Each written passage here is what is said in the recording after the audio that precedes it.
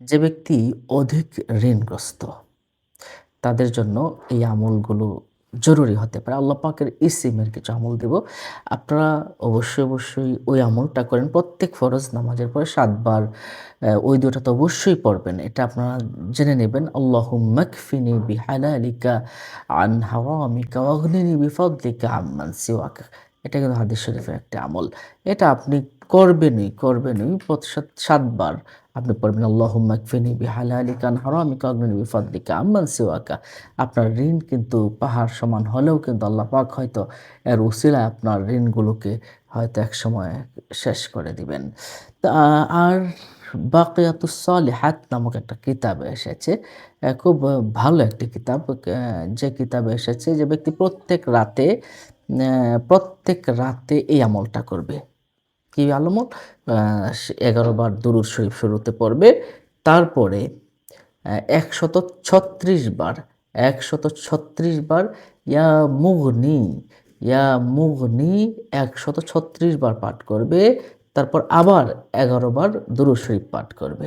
নিশ্চয়ই বিষয়টা বুঝতে পারছেন। ১১ বার দুরূদ শরীফ, ১৩৬ বার ইয়া মুগনি, ইয়া মুগনি, ইয়া মুগনি ১৩৬ বার পাঠ করবে। আবার ১১ বার দুরূদ শরীফ পাঠ করবে। ইনশাআল্লাহ তার কোনো অভাব অনটন থাকবেই না ইনশাআল্লাহ, এবং সে সব ঋণ থেকে সে মুক্ত থাকবে। সুবহানাল্লাহ, সুবহানাল্লাহ। এই আমলটা আসুন আমরা করি। আরেকটা এই নামেরই আরেকটা আমল দেখুন, অধিক ঋণগ্রস্ত যে ব্যক্তি খুব বেশি ঋণগ্রস্ত হয়ে পড়েছে, দৈনিক ৫ ওয়াক্ত নামাজের পরে ২১ বার মাত্র ২১ বার ইয়া মুগনি, ইয়া মুগনি, ইয়া মুগনি, ইয়া মুগনি, ইয়া মুগনি, ইয়া মুগনি, ইয়া মুগনি, ইয়া মুগনি, ইয়া মুগনি, ইয়া মুগনি, ইয়া মুগনি, এভাবে আপনি ২১ বার পাঠ করবেন। তাহলে ইনশাআল্লাহ আপনি অধিক ঋণগ্রস্ত আপনার দূর হয়ে যাবে। আপনার ঋণগুলো সুদ হয়ে যাবে। সুবহানাল্লাহ বিহামদি। আল্লাহ পাকের নামের আমলগুলো খুব পাওয়ারফুল। কেন পাওয়ারফুল? আল্লাহ পাক নিজেই বলেছেন ওয়ালিল্লাহিল আসমাউল হুসনা ফাদউহু বিহা। আল্লাহর সুন্দর সুন্দর নাম রয়েছে, তোমরা সেই নামসমূহে তাকে ডাকো। যারা জ্ঞানী, যারা বুদ্ধিমান তারা তো আল্লাহ পাকের এই নামগুলোতে ডাকে। তাহলে কি করতে হবে? আপনাকে অবশ্যই আপনি প্রত্যেক ফরজ নামাজের পরে আল্লাহুম্মা কফিনি বিহালালিকা আন হারামিকা ওয়াগনিনি বিফদলিকা আম্মান সিওয়াকা এটা পড়বেন ৭ বার।